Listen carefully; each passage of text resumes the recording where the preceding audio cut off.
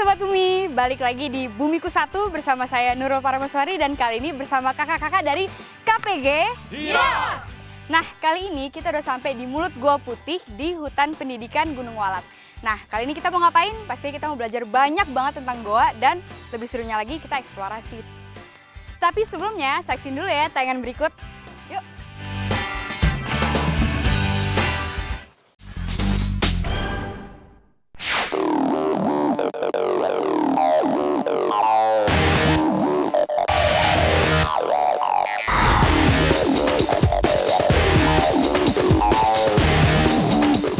Mendengar kata gua, apa nih yang Sobat Bumi rasakan? Gelap, tertutup, atau seram? Well, tidak bisa dipungkiri, memang itulah kesan yang timbul. Banyak kalangan, termasuk yang muda seperti kita, udah merinding duluan waktu mendengar kata goa. Padahal nih ya Sobat Bumi, di dalam goa suasananya lumayan menyenangkan. Banyak sekali ornamen-ornamen cantik yang terbentuk secara alami. Masih ingat pelajaran mengenai stalaktit dan stalagmit? Nah, kita akan menemuinya kalau main ke dalam goa.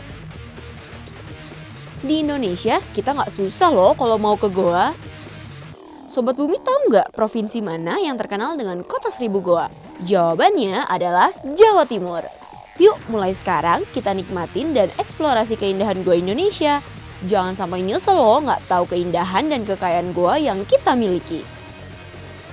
Episode kali ini sekaligus menutup episode spesial kita di Hutan Pendidikan Gunung Walat. Kita akan main sambil bereksplorasi di salah satu goa yang ada di sana.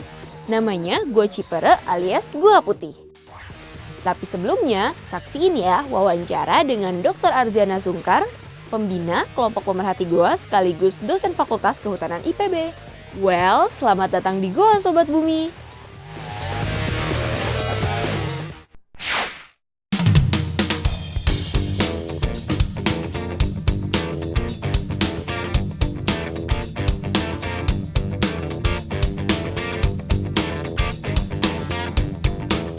Gua itu sebenarnya dalam arti sederhana adalah lubang di bawah permukaan tanah yang bisa dimasuki oleh manusia. Jadi sedangkan terbentuknya sendiri macam-macam. Ada gua yang terbentuk karena lava, ada gua yang terbentuk karena es, dan juga ada gua yang terbentuk karena batu gamping yang kita sebut dengan kars. Dan yang paling umum di Indonesia memang yang kars itu.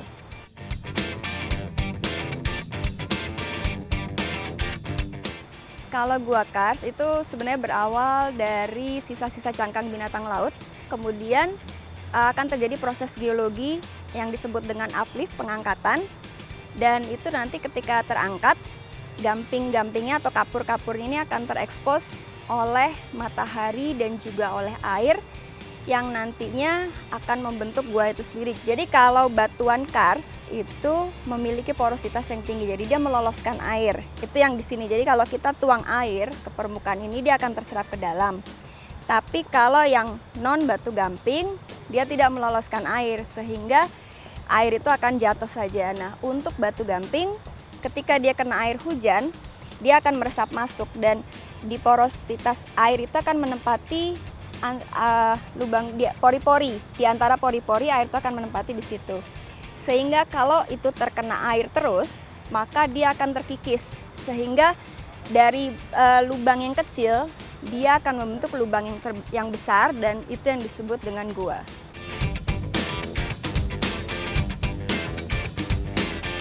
Salah satu ciri dari gua kars itu adalah keberadaan ornamen gua. Dan stalaktit, stalagmit ini menggambarkan adanya proses aktif dari air. Karena yang membentuk gua itu sebenarnya ada proses air. Jadi kalau stalaktit yang ke bawah, memanjang ke bawah. Dan kalau stalagmit tumbuh dari bawah ke atas. Dan seringkali stalaktit dan stalagmit ini menyatu yang kita sebut dengan pilar.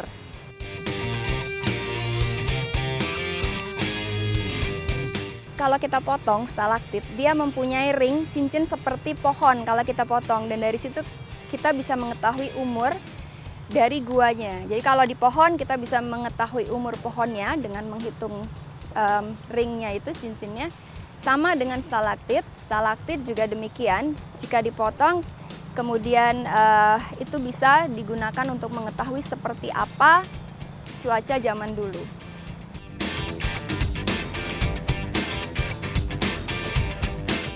Kalau penelitian-penelitian yang menarik memang sampai saat ini penelitian fauna gua tentang faunanya sendiri itu cukup menarik, tapi saat ini masih dilakukan oleh LIPI ataupun mahasiswa-mahasiswa biologi. Kalau kami di kehutanan lebih banyak fokusnya di konservasi karena memang bidang ilmunya di situ. Dan yang menarik juga karena sampai sekarang orang masih belum tahu manfaat dari keberadaan fauna gua. Itu apa? Jadi itu masih bisa diteliti. Kemudian tingkat endemisme fauna gua itu sangat-sangat tinggi. Bahkan di satu sistem perguaan atau di satu kompleks gua itu mungkin bisa ditemukan jenis-jenis fauna yang memang hanya ditemukan di situ. Bahkan di gua di dekatnya tidak ditemukan, atau di tempat di dunia lain tidak ada. Seperti di Thailand ada satu gua yang memiliki 6 spesies fauna dan tidak ditemukan di gua-gua di sekitarnya maupun di dunia lain. Jadi tingkat endemismenya itu sangat-sangat tinggi.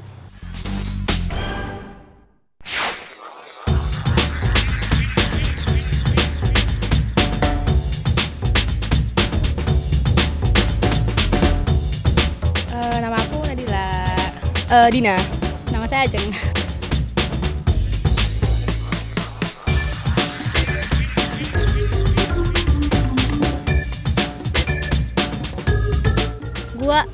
Gua itu identik dengan apa ya? Gelap, serem, terus kelawar, macam-macam lah yang gelap-gelap itu.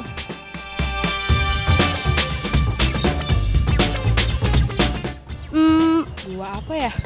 Saya tahu gua Hero. Yang saya tahu cuma gua Jepang, Bandung.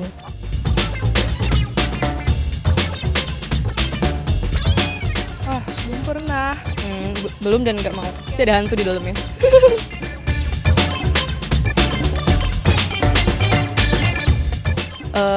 Paling pegunungan, objek, mungkin apa ya, kebun binatang. Soalnya di sana banyak binatang-binatang yang lucu-lucu, terus ya dapat pengetahuan yang baru lah. Batu-batunya itu lomba yang pinggir-pinggirnya kan keren tuh ya. Terus sama kalau ada kelelawar ngegantung gitu kan keren.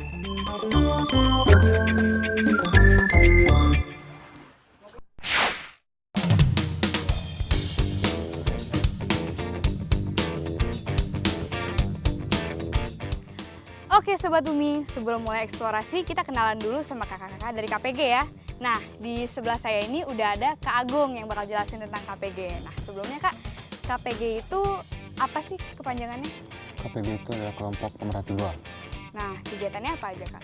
Biasanya kita eksplorasi ke gua, itu diantaranya pemetaan, inventarisasi fauna gua. Terus kita juga wawancara masyarakat sekitar terkait sosial ekonominya, dan ya paling untuk foto-foto dan ya, adventure gitu lah. Seru banget dong ya? Ya pasti. Nah, ini kan pertama kali nih aku masuk gua nih. Yang perlu dipersiapkan apa aja? Kan tentunya kita harus mempertimbangkan safety. Mungkin ada kode-kode tertentu, nah itu gimana Kak? Nah, untuk perlengkapan standar masuk gua itu salah satunya adalah helm. Biar kan di dalam gua itu banyak stalaktit gitu. Terus headlamp, minimal kita harus bawa baterai cadangan juga. Oke. Terus ini coverall, pakaian masuk gua, dan terakhir adalah sepatu boots. Oke deh. Ada nggak sih Kak aturan gimana caranya kita masuk goa atau batasan-batasan tertentu untuk eksplorasi goa? Ya, untuk kalau di samping tadi untuk pengamanan pribadi itu ada semacam kode etik sebelum masuk gua, itu ada 3. Apa aja? Yang pertama, tidak boleh membunuh sesuatu kecuali waktu, tidak boleh mengambil suatu kecuali gambar, dan tidak boleh meninggalkan sesuatu kecuali jejak yang ditempatkan secara hati-hati. Oh gitu, berarti kita harus sopan santun kali ya istilahnya di dalam gua. Istilahnya begitu. Oke, nah Kak, menurut Kakak sendiri nih, menariknya eksplorasi di dalam gua tuh apa sih? Dari segi ekologi juga tempat habitatnya kelelawar. Terus beberapa fauna gua juga hidup di sana. Dari segi ekonomi, untuk sebagian kawasan kars itu memang sebagai bahan tambang. Oh gitu. Dan yang paling penting dari kars itu adalah airnya. Jadi kita masuk gua ini bakalan basah kali ya kayak ini masuk ke sini. Basah, becek, kotor. Nah, pastinya jadi makin nggak sabar nih buat mulai eksplorasi gua nih ya. Nah, tapi sebelumnya Sobat Bumi, kenalin dulu nih, yang bakalan mimpin eksplorasi gua kita kali ini adalah Kak Nori ya. Iya. Oke, kita sekarang udah siap masuk gua. Yuk, langsung.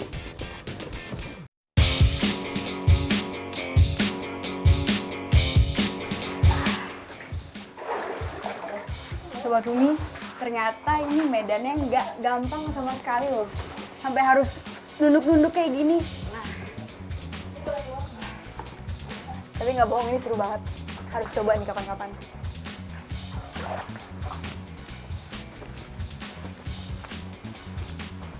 Nih, Kak, dalam juga ya Kak guanya. Ya, kayak gini kondisi di dalam gua putih Heeh. bisa dilihat sini kan. Iya. Kak, dari tadi aku lihat bentuk batunya aneh-aneh banget nih Kak. Ada yang tajam-tajam gitu di bawah, di atas tuh gimana Kak? Itu Nah, namanya itu salah satu ornamen yang ada di dalam gua, ornamen khas dalam gua. Kalau yang dari atas yang bisa dilihat yang kayak gini, ini namanya stalaktit. apa? Oh, kayak tadi diomongin Kak Agung ya? Iya, Ada itu stalaktit sama namanya. stalagmit. Stalagmit kalau yang dari bawah ke atas.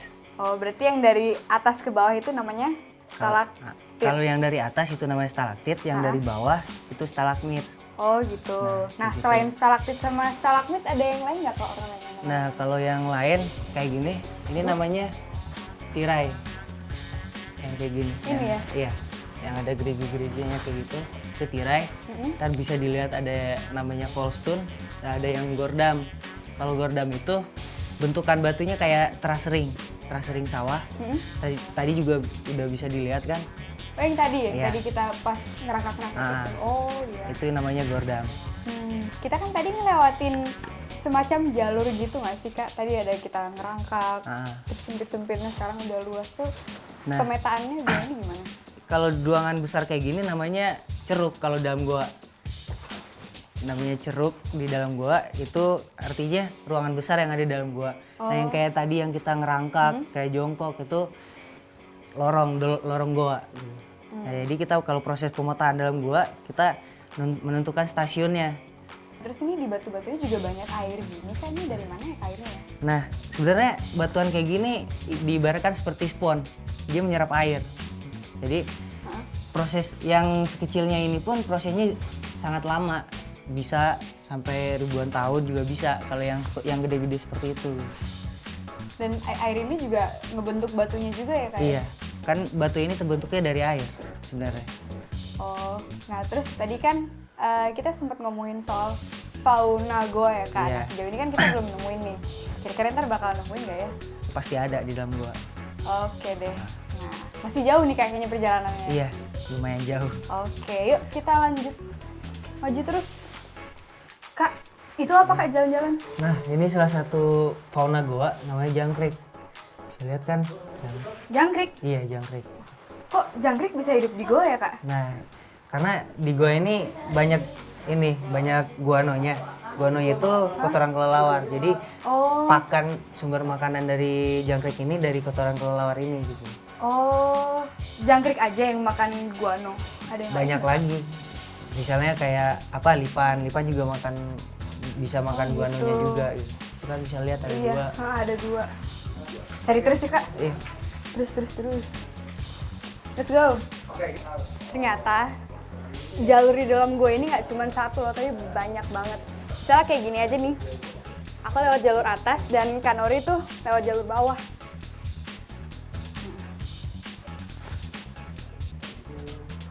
Salah satu kegiatan yang dilakukan kakak-kakak KPG di gua ini adalah pemetaan namanya. Nah, dilihat dari peralatannya nih, pasti kaitannya dengan ngukur-ngukur. Tapi sebenarnya lebih jelasnya apa ya Kak pemetaan itu?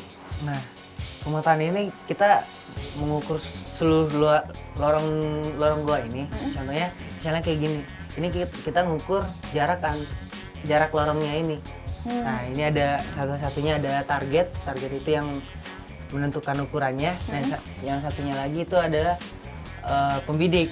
Jadi si target dia nembak, si pembidik dia nembak target buat mengukurnya. Salah satu alat yang kita gunakan yaitu kayak suntuk lino, itu menentukan kemiringan dari lorongnya itu sendiri gitu. Nah kayak gitu kan ada bisa lihat ada kompasnya juga. Kompasnya itu menentukan arah lorong dari guanya ini gitu. Jadi seperti itu yang kegiatan yang biasa kita lakukan di dalam gua. Nah, ntar berarti hasilnya berupa apa Kak pemetaan? Nah hasilnya jadi ntar bentuknya kayak peta tampak atas yang bakal kita bikin. Jadi seluruh lorong yang kita petain tuh bakal kelihatan gitu. Lebar lorong guanya itu seberapa dan juga panjang guanya itu seberapa juga ntar ketahuan kalau di dalam petanya itu. Nah Kak, terus manfaat dari pemetaan itu sendiri apa? Ya, kalau dari manfaat ya sama ya.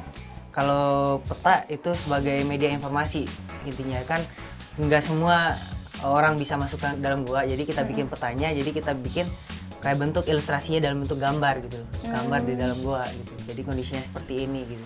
Oh iya, Gitu. memudahkan orang Iya. lain berikutnya yang akan memasuki gua ini Iya, juga benar. kali ya Kak ya. Ah. Tadi kan kita sempat melewatin jalur yang berair tuh Kak. Nah, kok di dalam gua bisa ada air Kak? Nah, proses airnya itu ada karena gua putih ini termasuk ke dalam gua aktif.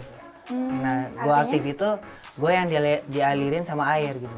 Oh. Jadi kan ada dua tipe gua aktif satu lagi gua non aktif. Maksudnya gua yang nggak dialirin sama air itu guanya nggak aktif. Maksudnya seperti Oh itu. gitu, airnya Nah, dari mana Kak? Kalau nah, tadi kalau- kan yang di batu katanya karena batu itu menyerap air Iya, gitu ya. Tapi benar. kalau yang alirannya sendiri dari mana? Nah, bisa jadi kalau yang dari khususnya gua putih ini kebetulan kan di dalamnya juga ada sumber mata air di dalamnya. Oh, Di dalamnya ada sumber mata air, ada sumur-sumurnya juga ada di sana.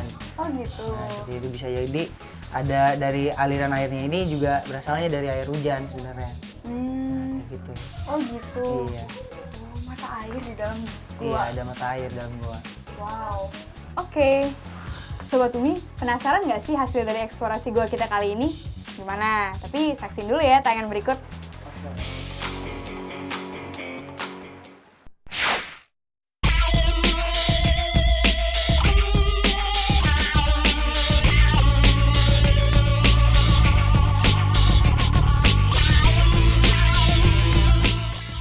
Sobat Bumi, ada berita oke nih tentang goa.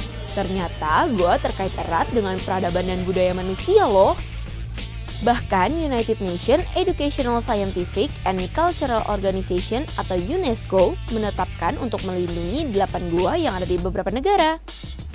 Yuk kita main ke goa-goa tersebut. Yang pertama, kita ke Tiongkok karena di sana ada Yungang Grottos. Selanjutnya, pindah ke benua Eropa, kita ke Italia, ada Ancient Rock City of Macerata. Yang ketiga, ada Cappadocia Cave Houses di Turki. Kembali lagi ke Indonesia, ada Goa Gajah atau Elephant Cave Temple yang ada di Bali.